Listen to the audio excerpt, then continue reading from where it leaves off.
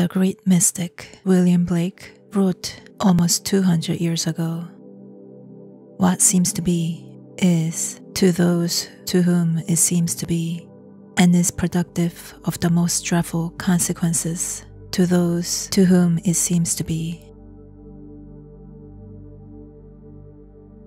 Now, at first, this mystical gem seems a bit involved, or at best, to be a play on words, but it is nothing of the kind. Listen to it carefully. What seems to be is to those to whom it seems to be. That is certainly clear enough. It is the simple truth about the law of assumption, and a warning of the consequences of its misuse. The author of the Epistle to the Romans declared in the 14th chapter, "I know and am persuaded by the Lord Jesus that there is nothing unclean of itself, but to him that esteemeth anything to be unclean, to him it is unclean." We see by this that it is not superior insight, but purblindness that reads into the greatness of man, some littleness with which it chances to be familiar. For what seems to be is to those to whom it seems to be.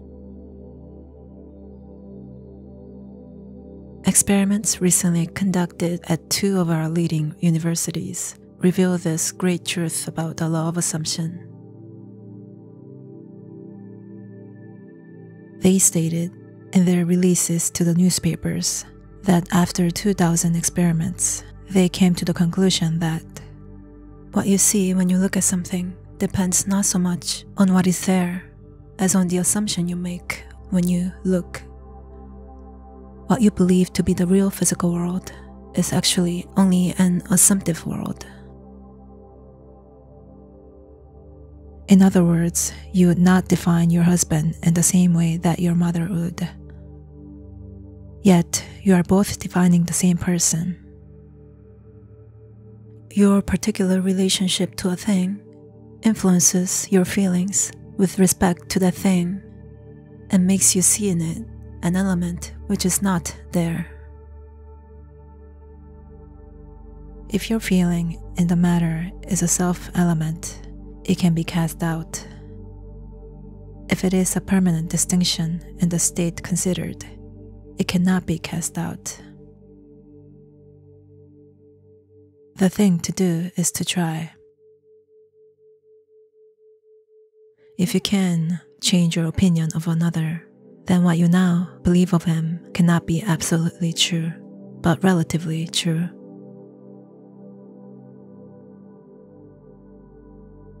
Men believe in the reality of the external world because they do not know how to focus and condense their powers to penetrate its thin crust. Strangely enough, it is not difficult to penetrate this view of the senses. To remove the veil of the senses, we do not employ great effort.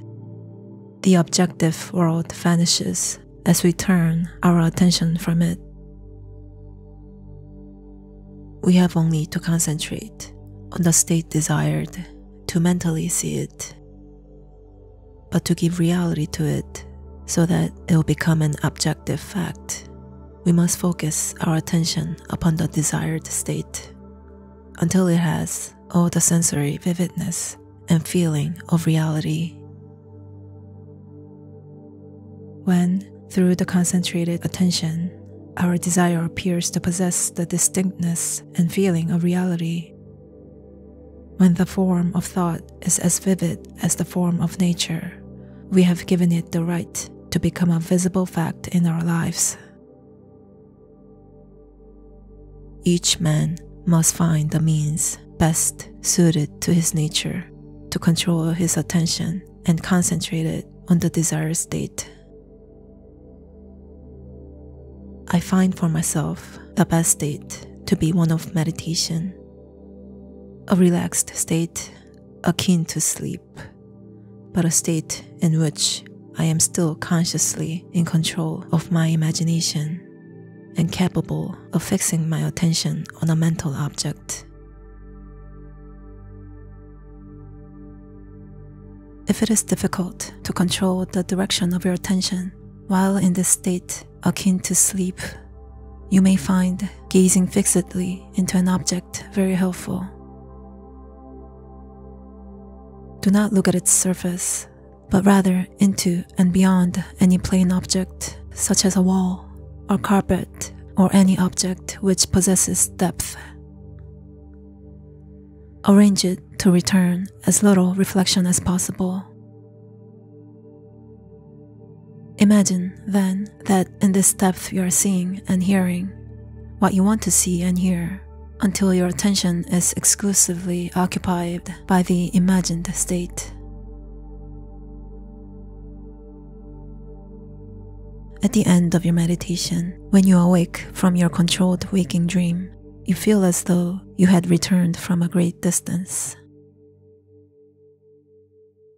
The visible world which you had shut out returns to consciousness, and by its very presence informs you that you have been self-deceived into believing that the object of your contemplation was real. But if you remain faithful to your vision, this sustained mental attitude will give you reality to your visions, and they will become visible, concrete facts in your world.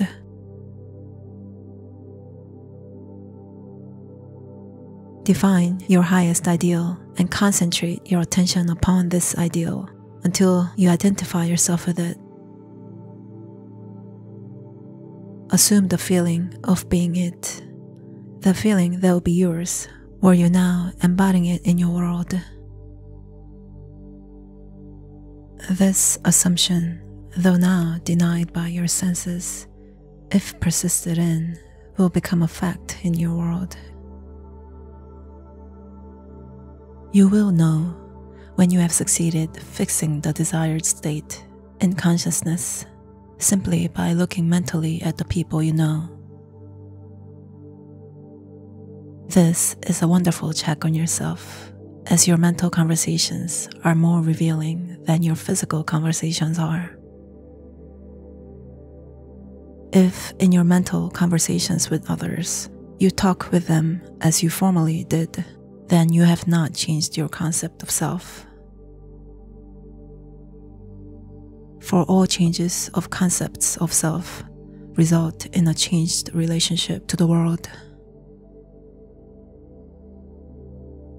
Remember what was said earlier. What you see when you look at something depends not so much on what is there as on the assumption you make when you look. Therefore, the assumption of the wish fulfilled should make you see the world mentally as you would physically, or your assumption a physical fact.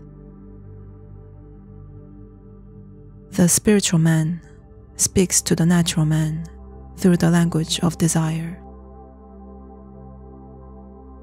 The key to progress in life and to the fulfillment of dreams lies in the ready obedience to the voice. Unhesitating obedience to its voice is an immediate assumption of the wish fulfilled. To desire a state is to have it. As Pascal said, "You would not have sought me had you not already found me."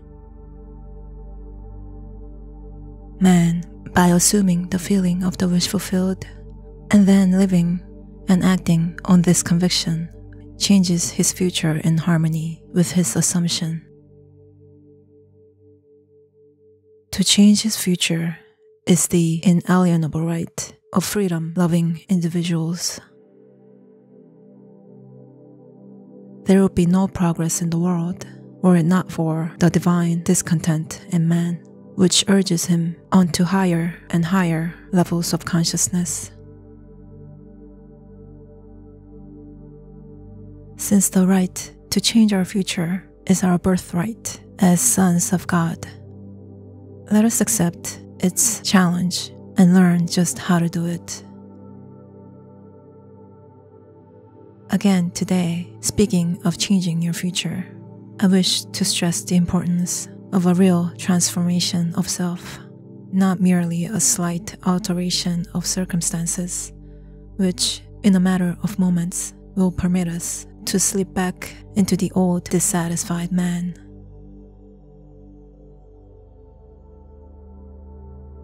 In your meditation, allow others to see you as they will see you, or this new concept of self, a concrete fact.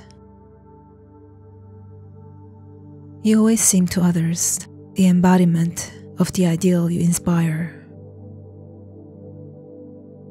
Therefore, in meditation, when you contemplate others, you must be seen by them mentally as you would be seen by them physically, or your conception of yourself an objective fact. That is, in meditation, you imagine that they see you expressing this nobler man you desire to be. If you assume that you are what you want to be, your desire is fulfilled, and in fulfillment, all longing to be is neutralized. This also is an excellent check on yourself as to whether or not you have actually succeeded in changing self. You cannot continue desiring what has been realized. Rather, you are in a mood to give thanks for a gift received. Your desire is not something you labor to fulfill. It is recognizing something you already possess. It is assuming the feeling of being that which you desire to be. Believing and being are one. The conceiver and his conception are one. Therefore, that which you conceive yourself to be can never be so far off as even to be near, for nearness implies separation. If thou canst believe, all things are possible to him that believeth. Faith is the substance of things hoped for, the evidence of things not yet seen. If you assume that you are the finer, nobler man you wish to be, you'll see others as they are, related to your high assumption. All enlightened men wish for the good of others. If it is the good of another you seek, you must use the same controlled contemplation. In meditation, you must represent the other to yourself as already being or having the greatness you desire for him. As for yourself, your desire for another must be an intense one.